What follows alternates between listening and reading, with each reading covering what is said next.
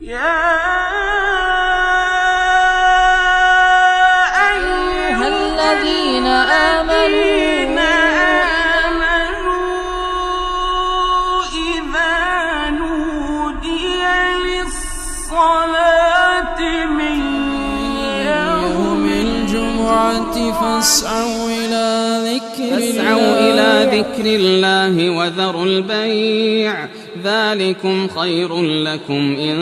كنتم تعلمون. الحمد لله رب العالمين، والصلاة والسلام على سيدنا وحبيبنا محمد وعلى آله وأصحابه أجمعين. إمان داران خواناساني زور بريس میوانانی ماڵی خوای پەروەردگار، ڕۆژەوانانی خاوەن قەدر، مانجی پڕبەرەکەتی ڕەمەزان هەمووی جوانیە. پێغەمبەری خوا صلی الله عليه وسلم گرنگی تایبەتی بە عیبادەتەکانی دەدا لە مانگی ڕەمەزاندا. یەکێک لە سیفەتە جوانەکانی پێغەمبەری خوا صلی الله عليه وسلم کە هەموو لاشەی هەموو کردارێکی هەموو هەڵوێستێکی جوانی بوو، پاکی بوو، بەڕێزی بوو، بریتی بوو لە بەخشندەیی. لە مانگی ڕەمەزانە لێی زیاد دەکرد، زۆرتر بەخشندە بوو کە دەگەیشتە شەوەکانی کۆتایی مانگی ڕەمەزان و دەڕۆژی کۆتایی بەخشندەیەکەی بێسنوور دەبوو. هەموو غەمێکی بریتی بوو لە بەسەرکردنەوەی هەژاران و نەداران. کوردەواری ئێمەش سوپاس بۆ خوای گەورە بە تێگەیشتنێکی دروستی لە ئیسلام ڕەمەزانی کردو بە مانگی خێر و خێرات. بریتیە لە مانگی دەرکردنی زەکاتی ماڵەکانیان کە زەکات لە هەموو کاتێکا دەدرێ، بەڵام کوردی ئێمە فێر بۆ زەکات و ڕەمەزانی بەیەکەوە گرێداوە. زەکات و بەخشندەی یەکێکە لەو بابەتانەی کە پێویستە قسەی جددی لەسەر بکەین. پێغەمبەری خوا صلی الله عليه وسلم لە حەدیثێکە کە حەدیثی قودسیە و بەمان دەژێڕێتەوە دەفەرمێ پەروەردگار فەرموویەتی: ئەنفق یا ابن ئادەم ينفق عليك، تۆ ببەخشە ئەی بەنی ئادەم پێت دەبەخشرێتەوە. کەسێ پرسیار دەکا و لەوە دەچێت بیری لێ بکاتەوە، من پارەیەک لە گیرفانم دەربێنم بیبەخشم، چۆن دێتەوە جێگای؟ من سێ نمونەی واقعی بە چاوی خۆت کە بینی و تەعەرزی جەنابت دەکەم. بیرێکت هەبێت لە حەوشەی ماڵەکەتدا یان لە مەزرعە و باخەکەتدا، ئەم بیرە ئەگەر ئاوی لێ دەربکەی و ئاوی لەبەر بڕوا بەردەوام زۆرتر دەکرێتەوە کونیلەکانی و زیاد دەبێ ئاوەکەی. بەڵام ئەگەر بێت و ئاوی لێ دەرنەکەی و ساڵێک هەڵی نەکەی ماتۆڕەکەی یان ئاوەکەی وشک دەکا و بەلایەکی کەدا دەڕوا یان بۆ گەن دەکا و ناخورێتەوە. بۆیە زۆر جارەگە بیرمان هەبوو بێ لە ماڵەوە لە ماڵ نەبین سەفەرێکی عومرەت کرد بێ گەشتێکی دەرەوەت کرد بێ بە دراوسێکە دەڵێت خوا هەفتەی جارێک ئەو بیرەم بۆ هەڵکە با هەندێ ئاوی لەبەر بڕوە ئاوەکەی تێک نەچێ، کەواتە لەبەر ڕۆیشتنی ئەو ئاوە بە قازانجی تۆ بوو. دووەمیان زۆر بەمام و بەریدەمان هەیە لە ماڵەوە، ئەو هەوای دێتە ناو ژوورەکەتەوە، ئەگەر تەواوی دەرگا و پەنجەرەکانت قەپاتکەی خەریکە دەخنکەی، ئەگە تۆزە پەنجەرەیەک لە ژوورێکچکەدا بکەیتەوە و دەرگاکە تۆزە لار بکەیتەوە، هەوای ژوورەکەت خۆش دەبێ و ئەو دیویش سوودی لێ دەبینێ. ماڵەکەی تۆش ئەگە هیچی لێ نەبەخشرێ وەکو هەوای موبەری دەکات خنکێنێ، ئەگە تۆزێک لێ بڕواتە دەرەوە هەوا و جەوی تۆ خۆشتر دەبێت. شێمان هەیە لە ماڵەکەماندا دارمێوێکمان نەبێ، گوڵێکمان نەبێ، هەمومان کوڕی هەژار و فەقیر و لادێ بووین. ئەو ڕەز و باخەی باب و باپیرانمان بنیاتیان ناوە، ساڵانە مەقەستی تێ نەخێ و سەر و پەلەکانی نەکەی، ئەو ساڵە ڕەزەکەت ترێکەت بەرهەمەکەی نابێ، وشک دەبێت، کرمۆڵ دەبێت دارەکە. ئەها داری سەرجادەکان وەزارەتی شارەوانی باخەوان و ئەوانە دێن لق و پۆپەکانی لێ دەکەنەوە ساڵانە، کە بە زاهیر سەیری دەکەی دەڵێ ئەو مقەستە چۆن لەو دارە جوانە دەم، چۆن سەر و پەلەکانی لێ بکەمەوە، پێت حەیفە. بەڵام بە قازانجی خۆتە ئەگەر بێت و لێی نەکەیتەوە ساڵی سەرە مەقەستەکەی لێ نەدەی، سەر و پەلی نەکەی، دارەکەت وشک دەبێت، کرمۆڵ دەبێت، یەکەم زەرەدمەند خۆتی. بۆیە بەخشندەیش بە هەمان شێوەیە. تەنانەت زەکاتیش هەر ئەوەیە، زەکاتیش سەر و پەلی ماڵەکەت دەقرتێنی. خدا نەیفەرموو هەرچیم پێ بەخشیوی بە یەک کەڕەت هەڵی ڕێژە بۆ خەڵکە. نە، یەسئەلوونەکە ماذا ينفقون قل العفو. پرسیارت لێ دەکەن ئەی خۆشەویستم چی ببەخشین؟ بڵێ ئەوەی لێتان زیادە، سەر و پەلی ماڵەکەتان. سەرمەقەستێکی لێدە زەکاتی ماڵەکەت پێش ئەوەی فەقیر سودمەند بێ بەڕێزم وەڵڵا خۆت سودمەندی ئەگەر ساڵانە بەشێکی لێدەر نەکەی دڵنیا بە ماڵەکەت کرمۆڵ دەبێ ڕزۆک دەبێ بەرهەم نادا بەڵام بە بەخشین نوێ دەبێتەوە قل إن ربي يبسط الرزق لمن يشاء من عباده ويقدر له وما أنفقتم من شيء فهو يخلفه وهو خير الرازقين سورة 7 آية 39 بڵێ ئەی محەممەد صلی الله عليه وسلم پەروەردگار دەرگای ڕزق و ڕۆزی زۆر بێشومار لە بەندەیەکی خۆی دەکاتەوە هیوا هەیە بەخوا کەم دەجوڵێ سبحان الله ڕزقی واسعە و بۆی دێ بە بەردەوامی هیواشە زۆر هەوڵ دەدا دەرگای ڕزقی بچووکە کەمی دەست دەکەوێ خوا دەفەرمێ هەردووکیان تاقیکردنەوەن ئەی ئەو کەسەی کە زۆرت هەیە وا نەزانی هی ئازایەتی و جوامێری خۆتە هەیە ئەو کەسەش کەوا کەمت هەیە وا مەزانە خوای پەروەردگار ڕقی لێتە ڕزقت سوارە تاقیکردنەوەیە ئەم فەقیرە بەو دەوڵەمەندە تاقی دەکرێتەوە وما أنفقتم من شيء چۆن یەکەم جار خوا لە نەبوونەوە پێی بەخشی ئەگەر تۆش جارێشکە لی ببەخشیەوە لە هەر شتێ ببەخشی فهو يخلفه پەروەردگار خۆی پڕی دەکاتەوە داسێری قورئان کەن فهو خدا خۆی بە ذاتی خۆی بۆت پڕ دەکاتەوە دەیخاتەوە شوێنەکەی وهو خير الرازقين أو خوای خۆی باشترینی ڕۆزی دەرانە هەر لە قاپی ڕەحمەتی خوا بدە وتاری ئەم جومعەیەمان باسی زەکات دەکەین زەکات لە پارە و پوڵدا یەک لەسەر چلە چونکە پارە زەحمەتێکی زۆری دەوێت بۆ پەیداکردنی و ڕەنجی مرۆڤی تێدایە دانەوێڵەشمان هەیە لە دانەوێڵەدا یەک لەسەر دەیە دە فەردە گەنمت هەبێ ئەبێ فەردەیەکی بدەی بەڵام ملیۆنێ دینارت هەبێ کە 25,000 دەدەی بۆچی لە گەنما زۆرتر دەبێ بدەی لە گەنم و جۆ دانەوێڵەدا لەبەر ئەوەی لە دانەوێڵەدا ڕەنج و مشەقەت و ئازایەتی تۆ کەم دیارە شێ ئەو تۆوە دەڕوێنێ لەو خاکە ڕەقەدا هەر ئەڵڵا شێ ئاوی لە ئاسمانەوە بۆ دەبارێنێ هەر ئەڵڵا شێ لە ئافەت دەیپارێزێ هەر ئەڵڵا کەواتە تۆ ڕەنجێکی کەمت دا و بەرهەمێکی زۆرت دەستکەوت دەبێت زەکاتی زۆرتر بدەیت بەڵام پارەکەم مشەقەتی تۆی زۆرتر تێدایە کەمتر زەکات دەدەیت ها کاری خوا چەند جوانە وويل للمشركين الذين لا يؤتون الزكاة هاوار بو أو كساني كمشركن كهاو بشيان بو الله داناوا مشرك هو من دزاين أو كسيب بتيكي دانا ولا جاتي خوالي دبارتوا لم آتدا خواد فمل سورة فصلت دا أوانا الذين لا يؤتون الزكاة هر كسي أخوان مالي دايا وقيشت حدي زكاة والزكاة الشرعي در نكر لقل مشركان دا أخوا حسابي بو دكا پنا بخوا ئەوەندە گوناهەکەی گەورەیە دەچێتە ڕیزی مشریکان و هاوبەش پەیداکەرانەوە پێغەمبەری خوا صلی الله عليه وسلم لە صحیح بوخاریدا فەرموودەکە هاتووە دەفەرمێ من ئاتاه الله مالا هەر کەسێ خوای گەورە ماڵ و سامانی پێبەخشی فلم يؤدي زكاته بەڵام زەکاتەکەی دەرنەکرد مثل له يوم القيامة شجاعا أقرع لە ڕۆژی قیامەتە ئەو ماڵ و سەرۆت و سامان و دینار و دۆلارە خوای گەورە دەیکا بە مارێکی نێری کەچەڵ ئەو مارانەی کە چەڵن و توپ بەسەریانەوە نیە پیسترین ژەهریان هەیە لەه زەبیبەتان لەسەر چاوی لەسەر دوو چاوەکەی ئەو مارە خاڵی ڕەشەیە زانایان دەڵێن هەر مارێک خاڵی ڕەش لەسەر چاوی هەبێ بەهێزترین ژەهری کوشندەی هەیە يطوقه يوم القيامة لروج قيامته أو مال سروت وسامان ودينار ودولار زكاة لنا درا وخادك بو ماركة شلا كخالي الرش لسر شاوي هيا دعالت قردني خاون مالكوا ثم يأخذ بلهزمتيه أمجا الشويلاق قائم دكاد أأمانة أأم قبانا والدم الليوي أو إنسان دقزيل جهنم ثم يقول أنا مالك أنا كنزك پیغمبری خواه صلی الله علیه وسلم فرموی او مارق قصه لگل دکا دڵم من ماوەکەتم من سەروەتەکەتم کە دەستت بۆ نەدەبرد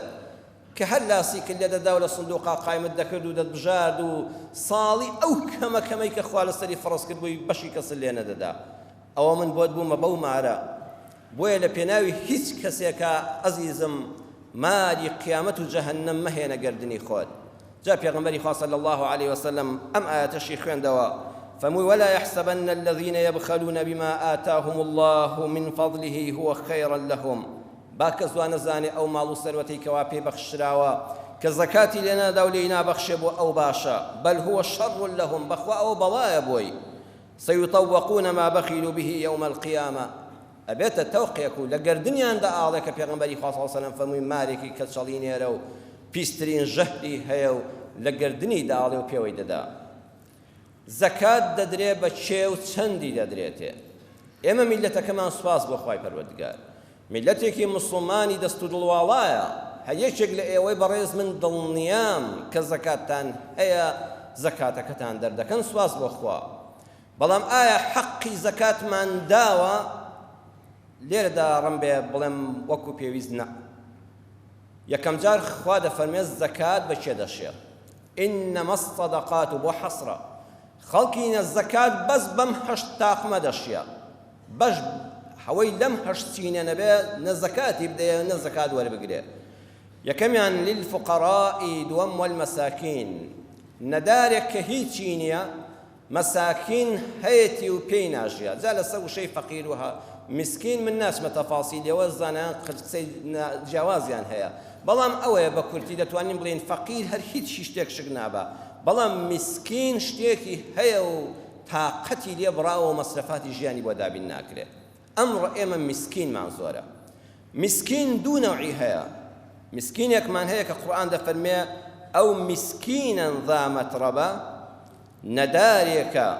کە سوکارێکی نییە یان کە هەیەتی هەموو بنەماڵەکەی فەقیرن وەڵی من دەبینم بنەماڵی وایە یەک دەوڵەمەندیان تێدا نییە لە گوندەکاندا لە شوێنان دەبینم هەموویان فەقیرن بەسە زمانە یعنی تۆ خزمێکت نەبێ ئەویش بۆ خۆی وەک تۆ موحتاجە وەکو بێکەسبی وایە لە بواری داراییدا نەدارە بێکەسە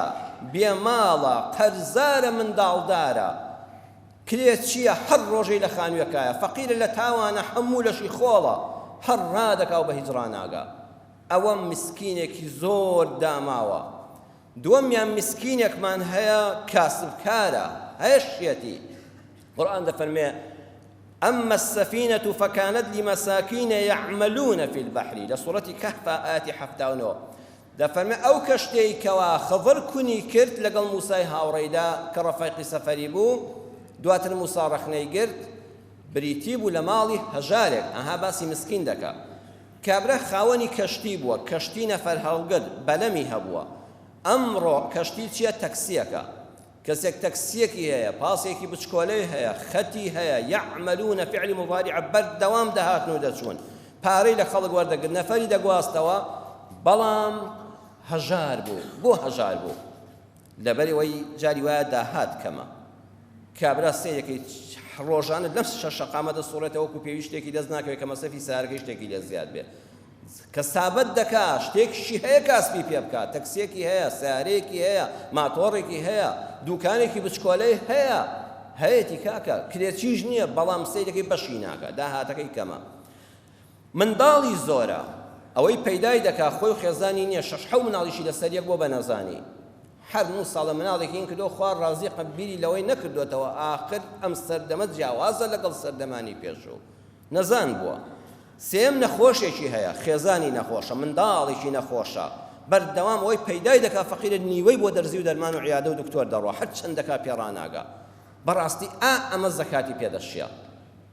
ئێمە بەڕێزان زۆر ڕۆژانە پرسیارم لێ دەکرێت کەسێ باسی هەژارێک دەکات ئەرێ مامۆستا براکەم ئەرێ خزمێکم دراوسەیەکم جا پێدا دەڕوا پرۆفایلی دەخوێنێتەوە بەس خەریکە باسی ئەوەی ناکارە کاتی خۆی کە لەدایک بوو بە سروشتی لەدایک بۆیان بە عەمەلیات یەک لاپەڕەت بۆ دەخوێنێتەوە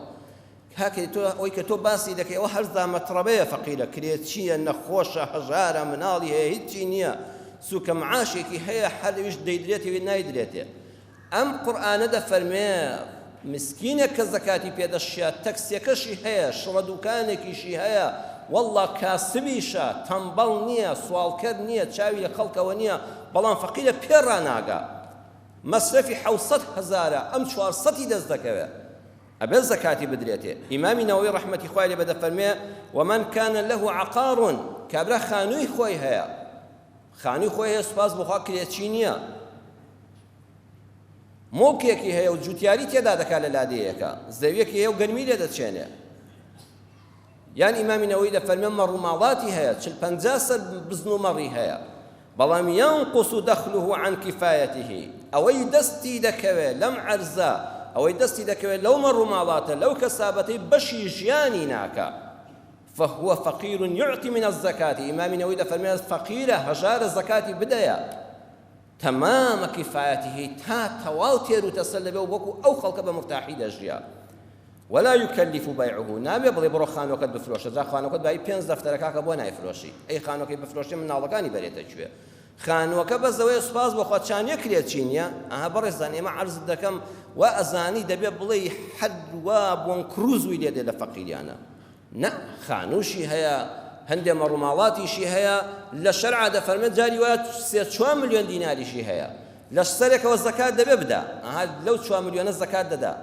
بەڵام لە سەرێکشەوە زەکاتیشی پێدەشیا زەکاتی بەشەکەی خۆی دەدا نابێ بڵێ وەڵا خۆ فڵان کەس ڕەمێت 4 ملیۆن دیناری هەبێت جا 4 ملیۆن دینارەکە یەخوا عەمەلیاتێکی خێزانی نەبێ بەخوا بەشی عایدەیەکی ناکە بەشی عەمەلیاتێکی ناکە پێداویستەکانی ماڵی زۆرن منداڵەکانی وا دەچنە زانکۆ پێویستیان بە خوێندنی باڵا هەیە لەم سەرەوە خۆی زەکات دەدا لەو سەریشەوە زەکاتیشی پێدەشیاتەوە بۆیە ئاگادار بن چەندی ئەدرێتێ ئەم هەژارە چەندی دەدرێتێ هەر 10,000 و 20,000 ئێمە لەم وڵاتەدا لە فەلسەفەی زەکات حاڵی نەبووین لەگەڵ ڕێزمدا مامۆستاکانی پێشینمان دەستیان باز دەکەم حاڵیان کردوین بەڵام خۆمان لێلاداوە زەکات دەبەخشین و سوالکەر زیاد دەکەین واللهی من مناڵم بەڕێزان تۆش ڕەم بێ هەروە بووبی خەڵکم بینیوە کە زەکاتیان داوەتێ و بە ماڵە فەقیرەکە ناسراوە لەگەڵ ڕەک و دەور و بەرماندا گەورە بوو مناڵم وا گەورە بوو هێشتا ئەو ماڵە هەر ماڵە فەقیرەکەی لەگەڵ ڕەکەکەیە هەر زەکاتی ئەدرێتێ وایان نا هەر لەوەتی هەیە ئەوە هەر بە فەقیر ناسراون و هەموو ساڵێ 10,000 تۆ و 15 تۆ ڕۆژانە خەڵک دەپرسێ مامۆستا وەڵا ئەوە 10,000 سەرفترم هەبوو 5,000 داوە بەو ماڵیان و 5,000 داوە بەو ماڵیان دەتخوا دابەشی کردووە 10,000 وازانێت زۆر باشیشی کردو با خەڵک زۆر سوودمەند بێ بنەماڵی خێرخوازمان هەیە لەم هەولێرەدا لە شارەکانی کوردستانە ساڵانە کۆمەڵە خەڵک دەچن یەکی زەرفێکیان دەدەنە 50,000 تێدایە وەڵڵی براکەم ئەوەیە دڵ سوال و زەکات و سەدەقا سوال و زەکات و سەدەقە لەک جیان ئێمە سوالکەر نابێت دروستکەین ئەم بەخشندانە ئەم دەوڵەمەندانی ئێمە سوالکەر دروست دەکەن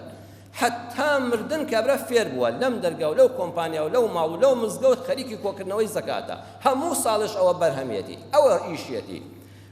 شەرع وا ناڵێ شەریعەتی ئیسلام دەفەرمێت زەکات هەدەفی ئەوەیە هەژار نەهێڵێ هەژاری نەهێڵێ علەمانی شەرع دەفەرمون بەشی 1 ساڵی ئەم فەقیرە دێنی دەبێ پارەی بدەیتێ 1 ساڵ تا دەچێتە ڕەمەزانی داهاتوو محتاج بە هیچ شتێک نەبێ بە نانی بە پێخۆری بە جلوبەرگی بە خوێندنی منداڵی بە دەرزی و دەرمانی ئەگە هەبووی تا ساڵێک کە ڕەمەزان محتاج بە دەستی کەس نەبێ ئەوەندەی زەکات بدرێتێ چونکە لە حەدیثی بوخاری مسلمە هاتووە كان النبي صلى الله عليه وسلم يحبس لأهله قوت سنة پێغەمبەری خوا صلی الله علیه و سلم هەمیشە ساڵێکی ڕێک بۆ ساڵێکی ڕێک قوتی خێزان و منداڵەکانی دابین دەکرد يعني خەڵکێت بە پێغەمبەر صلی الله علیه و سلم ئاگر لە ماڵیان نەکراوەتەوە جارێک وا بووە ئەینا پێغەمبەری خوا صلی الله علیه و سلم بەرنامەی ژیانی هەبووە هەموو ساڵێک ژن و منداڵی ساڵێکی ڕێک زەخیرەی بۆ دابین کردوون جا زەخیرە بەپێی ئەم سەردەمە ئێستا کانە کارتی مۆبایلەکەت بۆتە زەخیرە وایان نا کچەکەت کوڕەکەت لە زانکۆ دەخوێنێ ئەنتەرنێتەکەی مەسرەفە هەر بە پارە دەکڕێ ئەوانە قوتی سەردەمن بەپێی زەمانەکان دەگۆڕێن ساڵێکی ڕێک زەکات دەدرێتە ئەم هەژارە پێی دەڵێ سوال نەکەیەوە حتا ساڵی داهاتوو چونکە زەکات دووبارە دەبێتەوە بەشێک وەردەگری ئیمامی نەوەوی لە مەجموعە لە مجەلەدی 6 لاپەڕەی 68 دا دەفەرمێ ئەگەر خاوەن پیشە بوو ژنێک دووسێ منداڵی یەتیمی هەیە پێویست ناکە شکۆی ئەم ئافرەتە بەڕێزە بشکێندرێ خەیاتیەکی دەزڕەنگین دەزانێ وەرە مەکینەیەکی خەیاتی جوانی بۆ بکڕە یەک دوو ئافرەتی کەشی بخەبەر دەست و بە ئەم سەرپەرشتیان بکەوە بەرهەمەکەیان وەرگرێ شوێنی نانکردنیان بۆ بکەوە بیخە سەر ئیش گەنجێکە سایقی دەزانێ ئیجازەی عمومی هەیە تەکسیەکی بۆ بکڕە و چاودێریشی بکە ئەگەر بەقەدەر ئەوەی پەیدای دەکرد لەو سنعەتە پێی دەژیا دارتاشخانەیەکی بۆ بکەوە مارکێتێکی بچکۆلێ بۆ دانێ بڵێ ئەوە پارەکە بەڵام نەچی بیفرۆشی بزانە بە بەرهەمەکەی دەژی هەتا ساڵی داهاتوو تاقی بکەیەوە ماڵ و منداڵت بە قەدر و حرمەت و بەڕێزەوە بژیا دەبێ بۆی بدەی بە ئەوە ئیمامی نەوەوی ڕەحمەتی خوا لێ بێ دەفەرمێ هیوا هەیە فەقیر حاڵە بەخوا نەساری پێدەگێڕێت و تەکسی پێدەکرێت نە دوکانداری پێدەکرێت نە بازرگانی پێدەکرێت لەو لاشەوە 4-5 مناڵیشی هەیە محتاج و هەژارە هیچ کەسابەتێکیش پێ ناکرێت 10 ملیۆن دۆلاری بدەیت تێ نازانێت دینارێک پەیداکە ئەمە عولەمانی شەرع فەرموویانە پیاوێکی بەڕێزی وەکو جەنابتان لە کەس و کار و نزیکان دڵسۆزێکی مزگەوت و مامۆستایەکی مزگەوت دێنێ دوکانێکی بۆ دەکڕێت دوکانەکەی بۆ دەکڕێت مانگی 700-800 هەزار کرێی دەبێت لە شوێنێکی باشە مانگانە دەیداتێ حتا دەمرێ بەڵام مافیەوەی نییە دوکانەکە بفرۆشێ مافیەوەی نییە دوکانەکە بفرۆشێ ئەم پیاوە نابێت جارشکە زەکات وەرگرێتەوە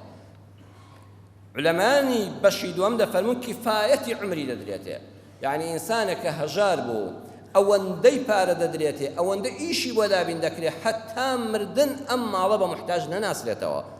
ئەم ساڵ فڵان کەس لە کۆڵ هەژاری بۆەوە خوا کەستان لە کوردستان نەدیوە وای لێ بکەین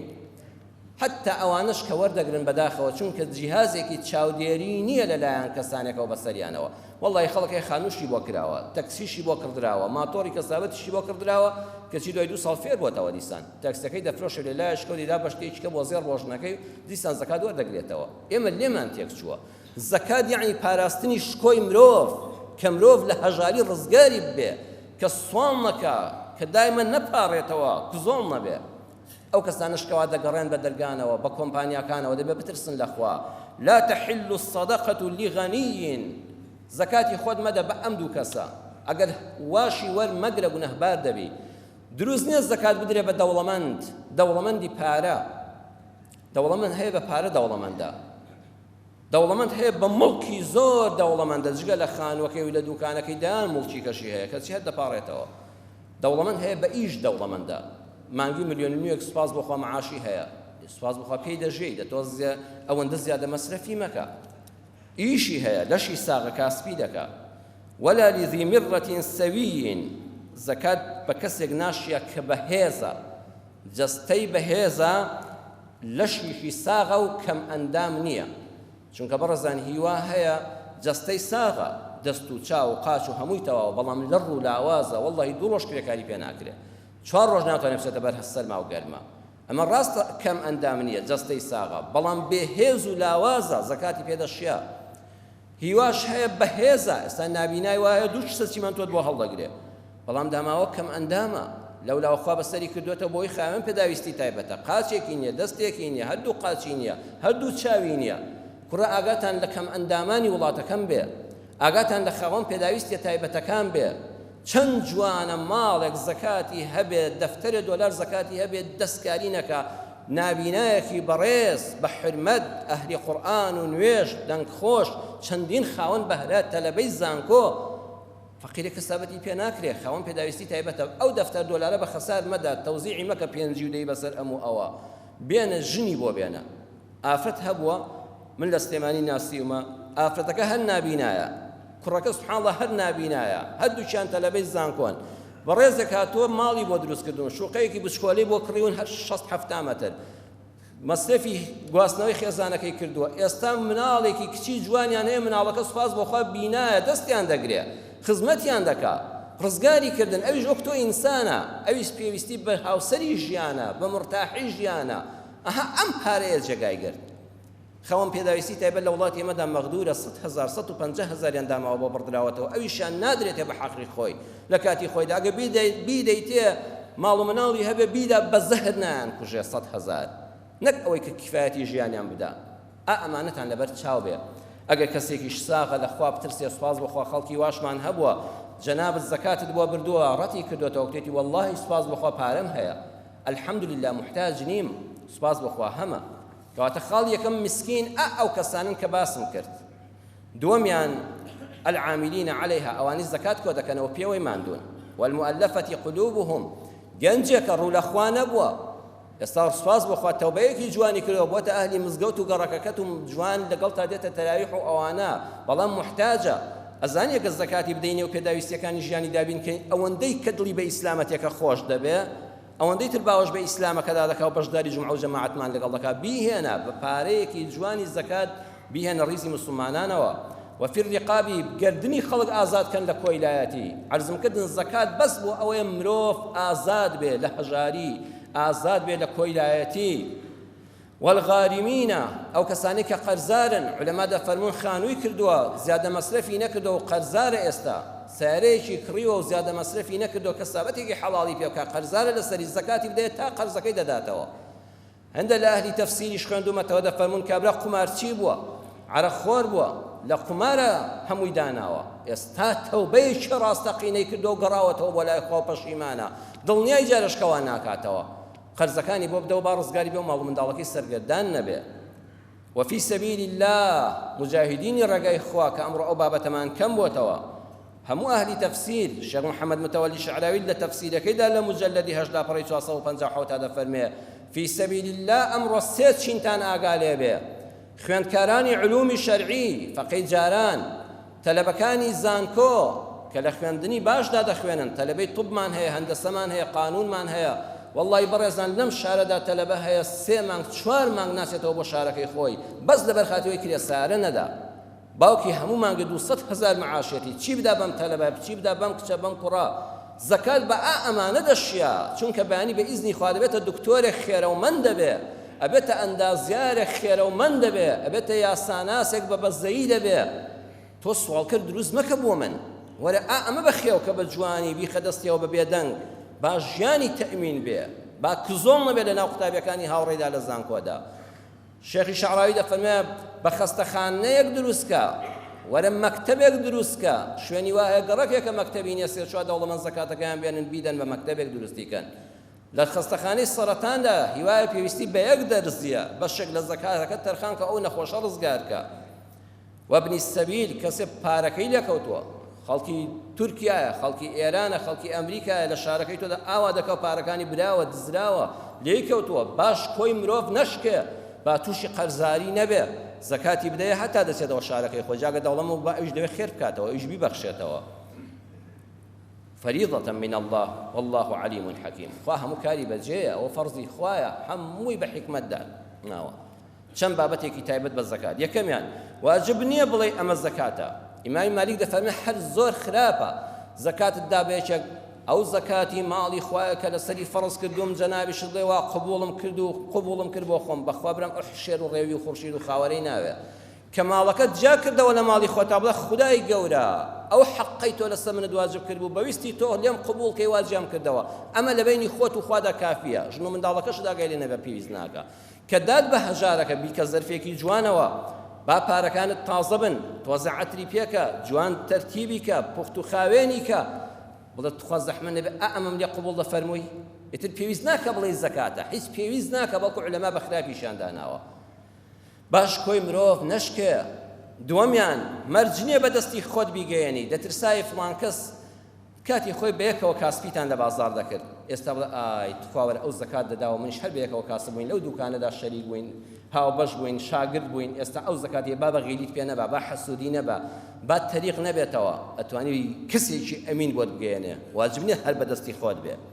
هەر خوا قبوڵیەتی سێمیان زەکاتی قەرز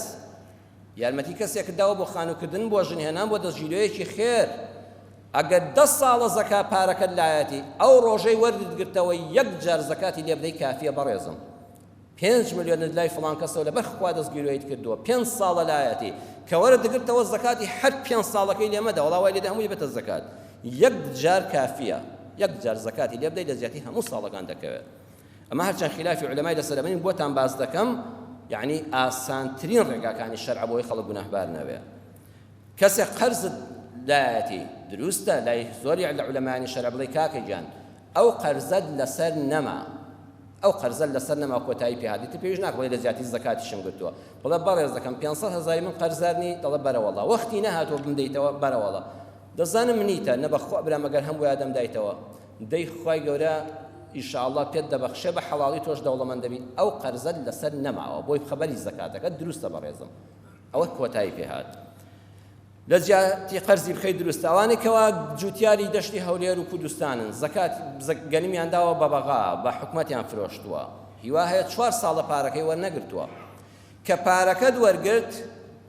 نابێت لە ملیۆنێکا 25,000 دەرکەی ئەبێت لە ملیۆنێکا 100,000 پارەی زەکاتەکە دەرکەی چکە پارەی گەنمەکەیە پارەی جووەکە و دانەوێڵەکەتە بەڵام 5 ساڵە وەرن نەگرتووە هەر یەک جار زەکاتی لەسەرە کە وەرتگر زەکاتی یەک جاری لێ دەدەی 1% پارەکەی ئەو پارەی گەرمی کە لای حکومەتەوە وەرتگر هی 1 ساڵ بەڵام 1%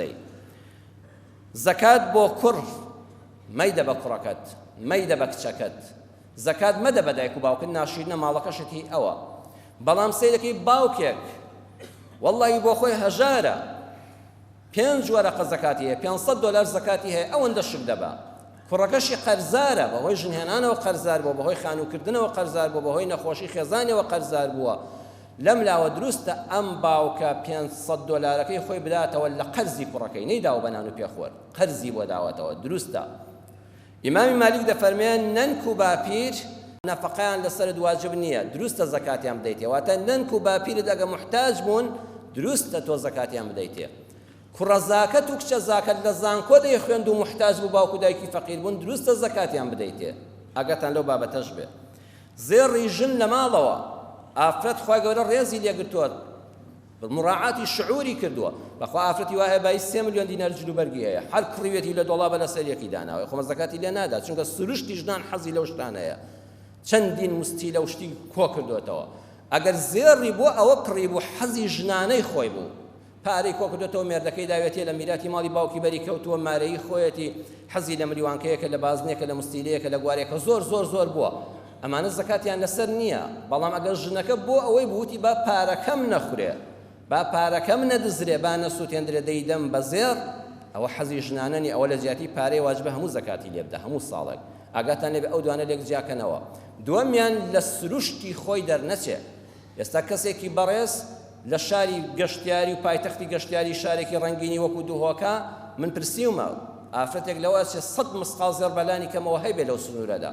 بەڵام لە پایتەختی شەهیدان و ئەنفالی گەرمیانەوە کە خەڵکەکەی زۆر بەی پاژماوەی ئەنفال و هەژارە ئافرەتی وایە 20 مسقال زێڕی هەبێ زۆرە بۆ ئەو واتە لە سنووری شارەکەی خۆت تۆ نەچیتە دەرەوە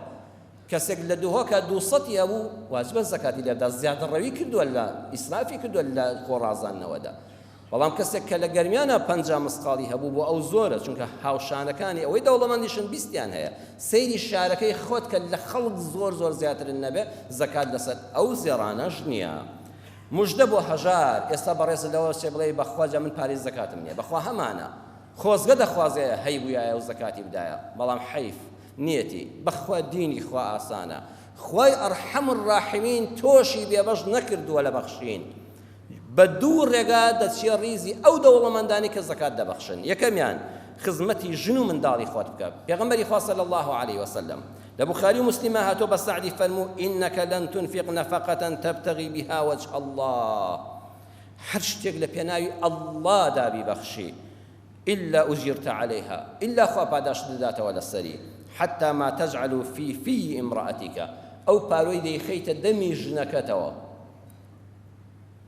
ئەو خێزانەی تەبان ڕەبان پڕ لە ڕێز و خۆشەویستین دڵتان بە خۆتان نەمێنێ بڵێ خۆزگە مەشپارەمان هەوایە بمان بەخشایە مادام خێزان و ژن و مێردێکی تەبا و خۆشەویستن ئادەی ژنەکە دەمت بکەوە پارێک بخە دەمیەوە ئەوە لە هەموو خێری زیاترە لای خوا بەقەدر هەموو دەنگ کە برنجێک لەسەر تای تەرازۆکە دانراوە کە خستوتە دەمی ژنەکەتەوە کە خۆشەویستی و ڕێز لە نێوانتاندا هەیە